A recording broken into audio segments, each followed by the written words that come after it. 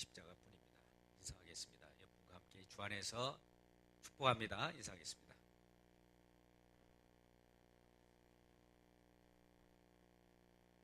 우리 모든 사람은 혼자 살아갈 수 없습니다. 무인도가 많은 이 세상 속에서 힘들고 지칠 때 나 혼자 살래 하면서 떠나버려서 홀로 살고자 하는 그런 마음을 갖는 자들 있다면 다시 마음을 고쳐먹기를 주 여러분 축복합니다.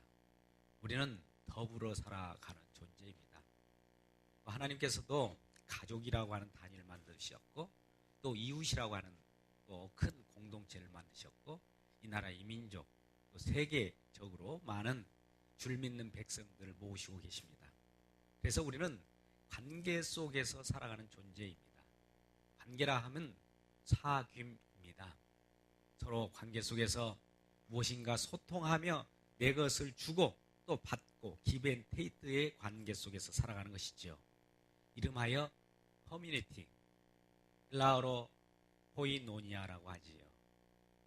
이러한 속에서 우리는 살아가게 됩니다. 그런데 그 공동체가 진정한 하나님께서 만들어주시는 그 공동체인가 아니면 일반 사교 단체인가에 따라서 편하게 그 성격이 달라지게 됩니다. 사교 단체나 이단은 그 나름대로 세상 속에서 이 땅의 것을 즐겨 마시며 또 그러한 것들을 바라보고 나가자고 주장하는 것이고 우리는 우리 주님만을 바라보고 주님이 주시는 그 은혜대로 살아가자고 주장하는 것이 코이노니아, 공동체, 교회의 목적이게 되는 것이죠. 그런데 우리는 이러한 관계 속에서 살아갈 수밖에 없고 또 관계 속에서 살아가는 이유가 뭘까?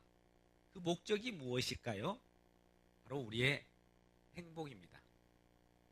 우리의 기쁨입니다. 오늘 1장 4절 말씀을 함께 읽겠습니다. 시작. 우리가 이것을 쓰면 우리의 기쁨이 충만하게 하려 함이라. 그렇습니다. 행복이 충만하게 하려, 기쁨이 충만하게 하려고 이 사도 요한은 무엇인가를 써서 보내게 되죠. 여러분 이와 같이 하나님께서 무엇인가를 우리로 하여금 사도로 하여금 전하게 해서 그것을 받은 사람만이 또 누리는 것이 있더라는 것이죠. 3절 말씀을 같이 읽겠습니다. 시작. 우리가 보고 들은 바를 너희에게도 전함은 너희로 우리와 사귐이 있게 하려 함이니 우리의 사귐은 아버지와 그의 아들 예수 그리스도와 더불어 누림이라. 무엇인가 누리는 것이 있더라는 것이죠. 4절에서 기쁨, 행복을 누리려고 할 때는 꼭 사귐이 있어야만 누릴 수가 있다는 거죠. 그 사귐은 결과적으로 어떤 누군가에 의해서 보고 들은 바를 우리에게 전달할 때 우리가 그것을 수납하고 소통하는 관계 속에서 받았을 때 사귐이 형성되고 사귐이 형성된 가운데 우리들에게는 행복과 기쁨이 있더라는 겁니다. 그런데 그 사귐이 어디로부터 오는가가 가장 중요하다는 것이죠. 무엇을 전달받았느냐에 따라서 다르다는 거죠.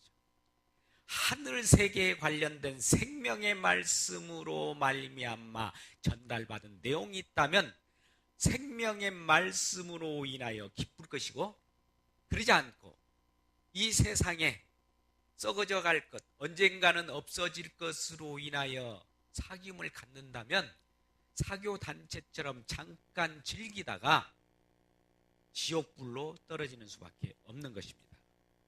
그래서 전달받은 내용이 무엇을 가지고 사귀느냐가 아주 중요한 거예요.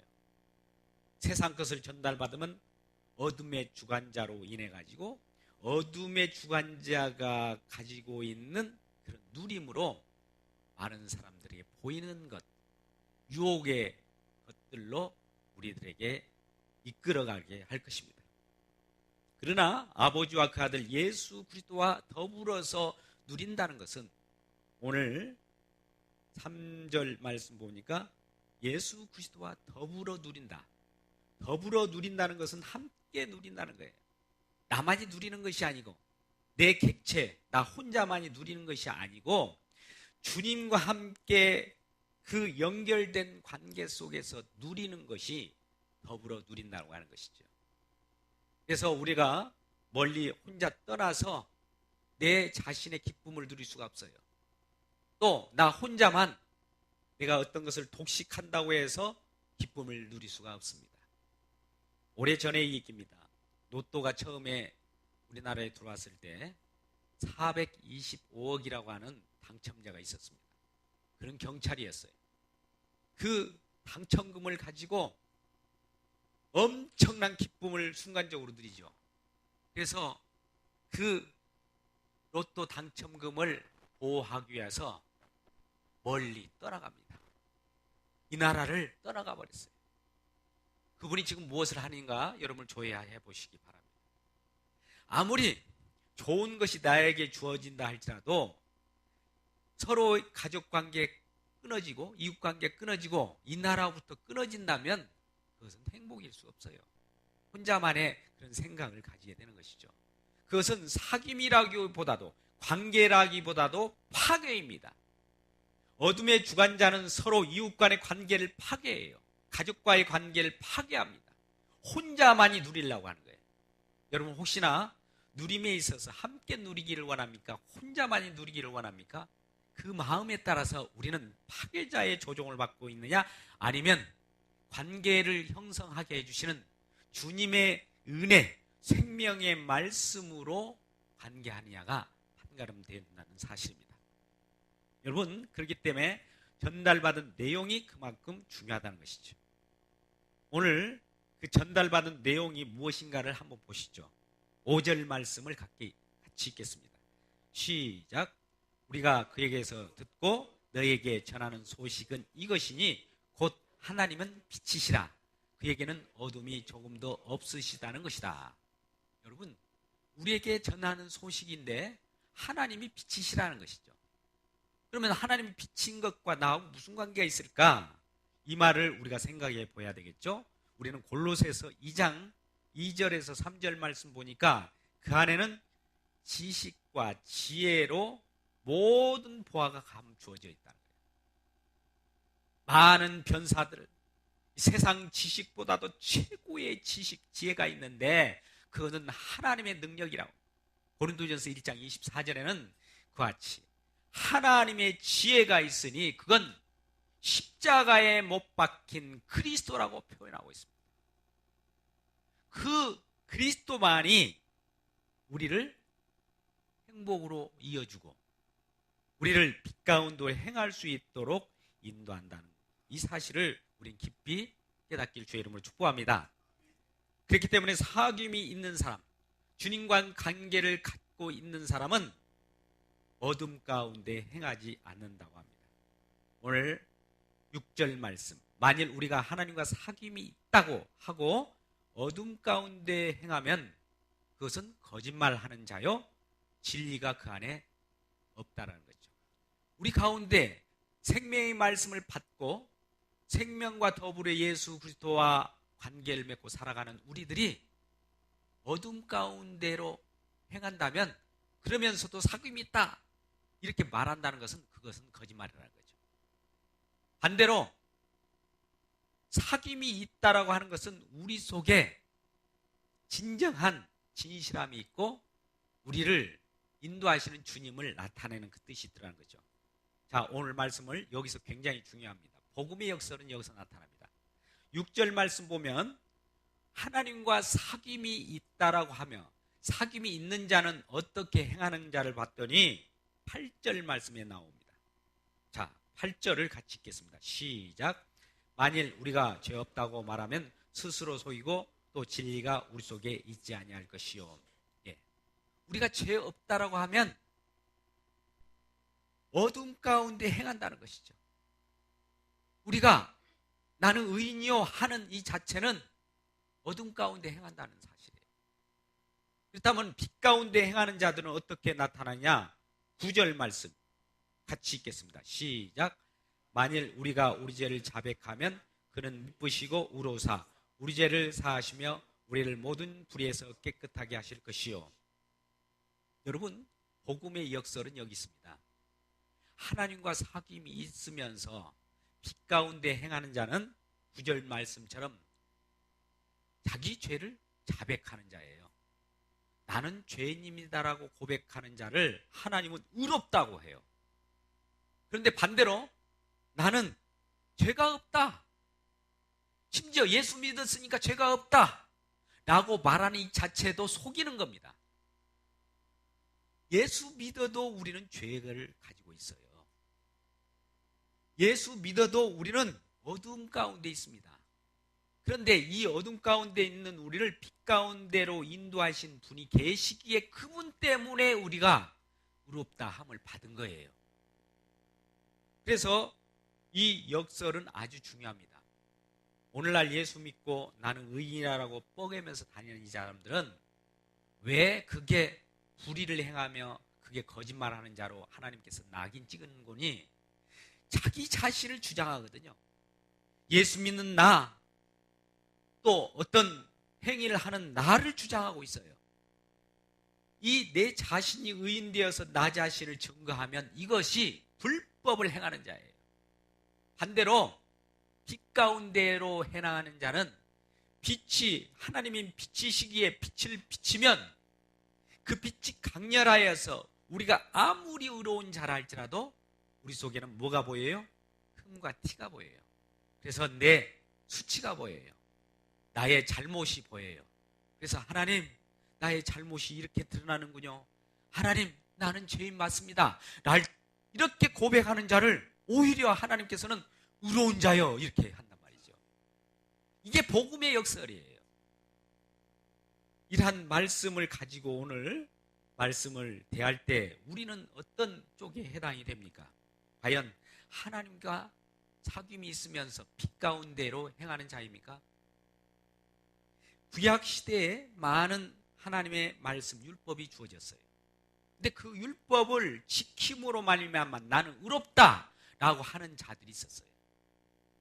그럴 때 예수님이 그들을 향하여 이전에 내가 이렇게 말하였거니와 지금은 내가 너희에게 이르노니 하면서 산상수훈, 산상보훈을 가지고 더 율법의 그 빛을 강렬하게 쬐어버려요. 이전 구약시대의 많은 사람들은 그 율법을 행함으로 자기가 의롭다 함을 얻으려고 했어요.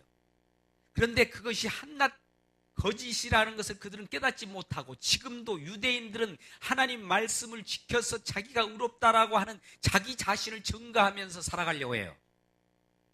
그래서 예수님께서 그러한 자기 자신을 주장하는 그들을 더 큰 빛으로 쪼여서 율법을 가장 높여버립니다.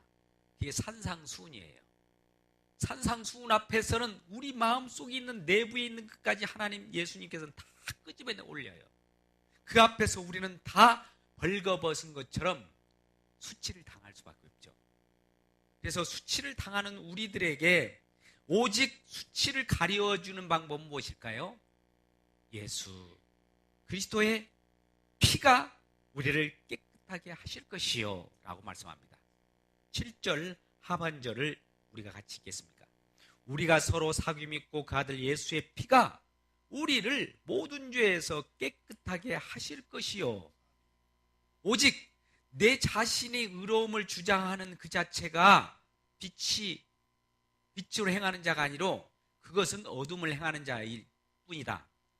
오직 예수 그리스도의 피만이 나를 구원하시고 나를 의롭게 하십니다 라고 할 때에 그 자를 의로운 자라고 한단 말이죠. 그러니 여기에서 복음의 역설이 있어요. 우리는 야고보서 1장 17절에 온갖 좋은 선물이 또 온전한 선물이 이에 빛들의 아버지께로부터 내려온다고 해요. 이 세상에는 좋은 것이 사실 없어요. 우리가 갖고 싶어하고 아까 같이 로또에 당첨되어서 수만금을 내가 획득한다 할지라도 그것은 우리가 내 인생이 목숨 유한하기 때문에 잠깐 누리다가 사라져버리면 그것으로 끝이에요. 근데 영원한 생명, 꺼져가지 않고 또 누리고 기쁨을 누릴 수 있는 것은 빛들의 아버지, 하늘에서 우리에게 내려온다는 것이죠. 근데 그 모든 것들은 변함도 없고 또 해전하는 어떤 그림자도 없을 정도로 완벽한 것이 우리에게 주어진다는 것이죠. 그럼 완벽한 진리의 말씀과 진리가 내 안에 계시면 나는 그 속에서 어둠으로 드러나야 됩니다. 어둠으로 드러날 때 이 어둠을 감싸면서 이것을 빛의 자녀라고 선언하는 자가 있으니 그분이 바로 예수 그리스도인 거예요. 우리 자신이 의로운 사람 하나도 없어요. 그래서 내 자신이 예수 믿고 설령 의롭다, 믿는 자로서 구원을 받았다 할지라도 구원받은 자기 자신을 자랑하라고 구원해 준 것이 아닙니다. 하나님께서 우리를 구원하신 목적은 구원된 우리들로 하여금 구원하신 그분을 나타내라고 우리를 구원하신 거예요. 우리 많은 사람들 한번 지켜보자고요. 나는 구원받았어. 구원받을. 자기 구원받은 자기 자신을 증거합니다. 매월 며칠 날 구원받은 것 같아. 날짜까지 적어서 자기가 구원받은 자기 자신을 자랑하면서 뽐내면서 너도 구원받아라. 나처럼. 너도 이렇게 행해봐라. 나처럼. 이렇게 주장하는 자들이 있더라는 거죠. 그런데 왜 이것이 어떻게 보면 과연 예수 믿는 사람 저래야 되지 않는가라고 생각할 수 있지만 복음의 역설은 그것이 아니라는 거죠. 왜 그럴까요? 우리 고린도전서 12장 12절 말씀 보면 몸은 지체가 많으나 한 몸인 것과 같이 몸의 지체가 많으나 한 몸인 것 같이 예수 그리스도도 그러하니라. 많은 지체가 있어요. 많은 다양한 것이 있습니다. 여러분 각자 개개인 개성대로 살아가잖아요. 개성을 무시하지 마십시오라고 하는 것이 포스트 모던 시대의 특징입니다. 오늘날이에요. 나도 내 멋대로 신앙이 있습니다. 내 신앙을 인정해 줘야 됩니다. No! 거짓입니다. 자기 신앙을 인정하라고 하는 건 뭡니까? 지금 예수를 증거하는 것이 아니라 자기 자랑을 하는 거예요. 몸의 지체가 많으나 이 말은 예수 그리스도 공동체 한 몸인 그 한 몸 속에는 많은 지체가 있어요. 손과 발이 있듯이 여러 모든 사람들이 있습니다. 다양한 개성들이 있어요. 개성들이 있는 것은 그 지체 자체를 증가하고 있는 것이 아니라 한 몸을 주장하고 있는 예수 그리스도를 증가하고 있는 것이에요. 여러분, 우리를 우리에게 있게 한 것은 나 자신을 하나님이 기뻐하면서 사랑받기 위해 태어난 사람, 네 자신의 소중함을 느끼라고 있는 것이 아니라 네 자신 속에 있는 예수 그리스도를 증가하고 있는 거예요. 이건 차원이 다릅니다. 이건 어둠 가운데 행하는 자하고 빛 가운데 행하는 자하고 천국과 지옥이 갈린 것처럼 아주 큰 그 굴곡이 있는 거예요. 우리는 예수 믿기 때문에 내가 의롭다라고 증거하지 말기 주의 이름 축복합니다. 이것은 큰 불경한 거예요. 예수 앞에 있으면 우리는 무릎을 꿇게 되고 내 죄를 자백하게 되는 거예요. 빛 대신 그분이기 때문에. 그는 그림자도 없으신 분이에요. 그는 회전하는 그림자도 없고 그 자체가 변함이 없음 그분 앞에 우리 존재는 실존은 변하잖아요. 나도 변하지 않는다라고 하나님 앞에서 이렇게 거드름을 피우면 하나님은 그러한 자를 어둠 가운데 행한 자라고 한다. 이게 바로 복음의 역설입니다. 우리는 주의해야 됩니다. 그렇기 때문에 예수 믿는 자기 자신을 증거하지 말고 예수를 믿는 자기가 있다면 나는 무력한 종입니다. 예수 그리스도만이 진실한 그분, 온 세상을 창조하신 생명 그 자체입니다라고 증거하는 이 자체는 예수님과 나와의 관계가 이미 형성되었다는 거예요. 그런데 예수 믿는 내가 지금 의롭다라고 하는 것은 또 다른 예수를 내가 만든 거예요. 자기 자신이 예수가 되어 있는 거예요. 선악을 알게 한 나무 실과를 따먹음으로 말미암아 나도 하나님처럼 되려고 하는 거예요. 오늘날 종교가 그렇습니다. 어떤 절대신을 믿어서 신일 합일 사상으로 나도 신이 되어버린 거예요. 여러분, 작은 예수, 누가 작은 예수입니까? 여러분, 우리 모두는 주님 앞에 무릎을 꿇고 죄인입니다 이렇게 고백할 때 그를 하나님의 자녀라고 칭합니다. 이 말은 우리가 많은 사람이 있어요. 하나님은 창세기 1장 28절에 이어 생육하고 번성하여 땅이 충만하라고 그래요. 이 자손이 복되게 한다고 그래요. 많은 다수의 많은 자녀들을 생산하게 해요. 이 자체가 복입니까? 이것은 많은 다수, 손발을 많이 지체를 많게 해서 이 지체로 하여금 하나를 증가하려고 하는 거예요. 이 역설입니다. 다양한 것은 하나를 만들기 위해서 그래요. 너무 어려운 말 같죠? 우리 삼위 하나님께서는 한 분 하나님이시에요. 근데 성부, 성자, 성령이에요. 삼위로 나타납니다. 아니, 셋이네? 아니에요. 하나예요. 이게 바로 하나님의 비밀입니다. 진리예요. 우리가 한번 또 하나님의 말씀을 한번 보시자고요. 갈라디아서 3장 28절을 너무나 잘 아는 말씀입니다. 하나님은 우리에게 말씀을 주셔서 하나로 묶어주시는 내용이 있습니다. 유대인이나 헬라인이나 이방인이나 모두가 예수 안에서는 하나라고 해요. 왜 하나라고 할까요? 그 하나를 증거하기 위해서 예수 그리스도 안에서 공동체가 되었어요. 이 공동체는 그 공동체 자체를 증거하려고 우리에게 공동체를 만들어준 것이 아니에요. 여러분에게 묻습니다. 여러분 가정을 만들어주셨잖아요. 여러분 가정을 위하여 하나님의 가정을 만들어준 것이 아니에요. 오늘날 가정사역 잘못 이해한 사람들이 그 속에 빠져버립니다. 가정사역으로 한다 하니까 예수 예배 드린 것보다도 가정으로 돌아가야 된다는 거예요. 아닙니다. 가정을 만들어서 예수를 증거하라고 가정을 만들어 주신 거예요. 우리가 일상사 일을 만들잖아요. 기업을 있잖아요. 또 여러 가지 각자 하고 있는 자기만의 일들이 있을 거예요. 주어진 업무가 있을 거예요. 그 업무는 그 업무 자체를 하라고 하나님의 업무를 주신 것이 아니라 업무를 통해서 하나 예수를 바라보라고 업무를 주어진 거예요. 근데 이것을 파괴자는 어떻게 쓴지 아세요? 하나보다도 나 자신을 위하여 하나님이 있어야 된다는 거예요. 내가 잘 먹고 잘 살기 위해서 내 기업이 있다는 거예요. 내 가정을 위해서 하나님도 나 가정을 지켜주셔야 된다는 거예요. 이렇게 주장하는 자들을 어둠 가운데 행하는 자라고 합니다. 복음의 역설입니다. 여러분, 아까 고린도전서 1장 24절의 말씀에서 오직 부르심을 받은 자에게는 하나님의 능력과 지혜가 있는데 그것은 바로 십자가에 못 박히신 그리스도라고 했어요. 그 그리스도는 그리스도 자신을 증거하기 위하여 우리를 불러 모으셨습니다. 예수 그리스도는 영광 받으실 그분 자체예요.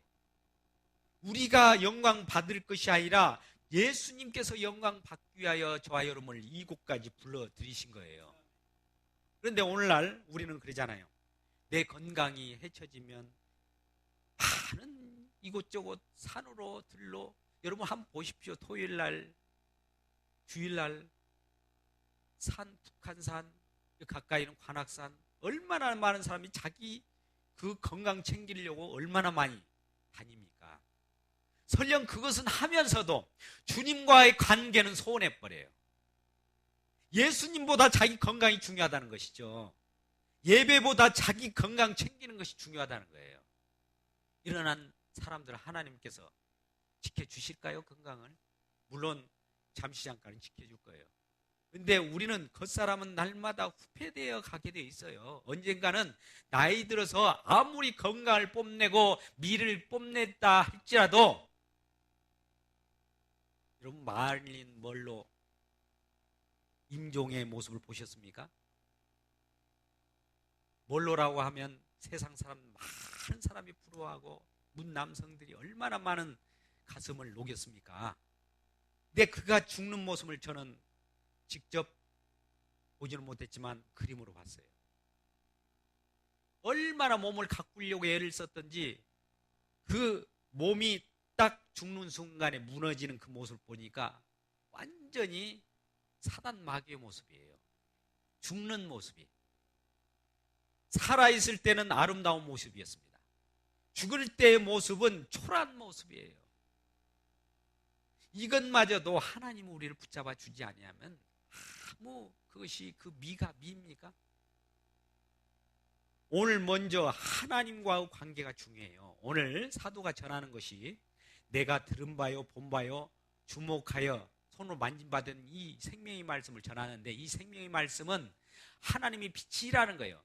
그분만이 빛으로 나타날 때, 우리는 어둠으로 드러날 때, 이 어둠으로 드러나는 우리들이 하나님, 빛 가운데 계신, 빛 자체이신, 말씀이신 그분, 율법이신 그 자체이신 우리 주님을 볼 때 내 자신의 그 무력감과 우리의 죄가 드러날 때 이 죄를 처분해 주십시오라고 하는 말씀이 나는 죄인입니다라는 고백이에요. 그 고백을 하는 순간에 피가 우리를 감싸주면서 의롭게 만드는 거예요. 지금도 일하고 계세요. 지금도 의롭게 계속 만들고 있어요. 목사님, 그럼 2010년 전에 십자가에 못 박혀 돌아가신 그분을 단번에 믿으면 우리 가운데 단번에 믿음이 온다고 했잖아요. 이렇게 말씀하시죠. 예, 그거 맞아요. 그 믿음이 왔기 때문에 그것을 확인시켜주는 이 상황이 우리의 신앙생활이에요. 오늘날 이 여럿을 증가하는 자들 되지 않기를 주의 이름으로 축복합니다. 각자 개성대로 산다고요? 아니에요. 개성은 다양성을 주장하는 거예요. 포스트 모던 시대에는 각자 내 자유를 주장해 달라는 거예요. 인정해 달라는 거예요. 이런 사람도 있고 저런 사람도 믿는 거 다 자기 나름이죠. 이렇게 주장하는 사람 다 포스트 모더니즘에 걸려든 사람들이에요. 우리는 여럿이 있다 할지라도 세상에 많은 세상의 모든 천태만상의 모든 것이 있다 할지라도 그것은 다양한 것을 증거하기 위해서 있는 것이 아니라 이 다양하게 만드신 그분을 증거하기 위하여 다양하게 만든 거예요. 그러니 하나님을 증거하는 방법도 다양할 수가 있는 거예요. 장르가 많아요. 우리는 테마 콘서트를 토요일 날 합니다. 그렇게라도 그 방법으로 예수님이 증거되면 그것으로 좋은 거예요. 또 직장에서 여러분이 열심히 일하십시오. 여러분이 열심히 일할 때 천직이라고 생각하면서 하나님을 증거해 보십시오. 그것이 증거인 거예요. 그런데 그거 말고 나의 개성을, 내 자신을 가꾸기 위하여 여러모로 하나님을 배제하고 내 자신만 위하여 산다면 그것은 결국 옳지 않는 겁니다. 성령은 이와 같이 우리의 관계 회복을 하는데 최고의 능력입니다. 그래서 초대교회 때는 우리가 내 것만을 가지고 살려고 했어요. 자기 성취감에 살려고 했어요.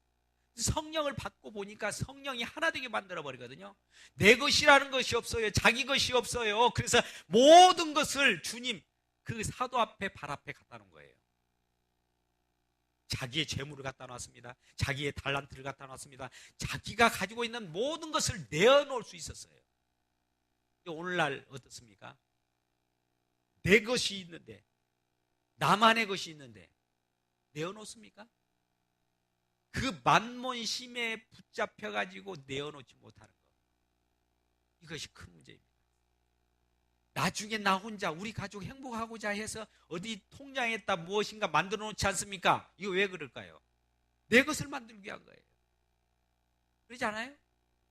하나님은 그거 물론 그런 것들 다 인정하지만 그것을 통해서 주님을 증거하십시오.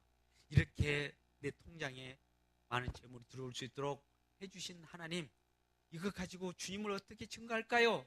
이렇게 마음이라도 혹여 내 자신을 위하여 그것을 썼다면 하나님, 나는 내 것밖에 모르는 죄인입니다 라고 할 때 하나님 그것을 용서해 주셔요. 근데 이것을 모르고 아예 뭐라고 할까요? 어떤 중독에 걸려버렸다고 할까요? 세상에 완전히 중독에 걸려버리면 그런 자기 잘못을 깨닫지 못해요. 자기 자신을 알지 못합니다. 아무리 앞에서 이런 말씀을 증거해도 그래, 그 말씀은 그 말씀이고 난 지금 바로 나가자마자 지금 그거에 돈세로 나갈 거야, 이렇게 생각하는 사람도 있을 수도 있어요. 하나님은 오늘 사도 요한을 통해서 우리에게 말씀하신 바, 이 복음은 역설이라는 거죠. 우리가 가지려고 하면 하나님은 빼앗습니다. 하나님께 내어놓으면 우리에게 가지라고 해요. 참 이상한 하나님이셔요. 왜 그럴까요? 우리의 우리의 삶의 주관자가 누구냐는 거죠. 자기 자신이냐 하나님이냐를 한번 보겠다는 것이죠. 우리 주님이 나의 삶의 주관자라고 고백할 때 우리들은 큰 행복이 있고 또 하나님의 사귐과 관계 속에서 가장 기쁨이 있다는 것을 오늘 사도 요한은 우리들에게 들려주는 것입니다. 이러한 기쁨, 이러한 행복으로 주님과 더불어서 함께 영원 복락을 누리시는 저와 여러분 되시길 주님의 이름으로 축복합니다.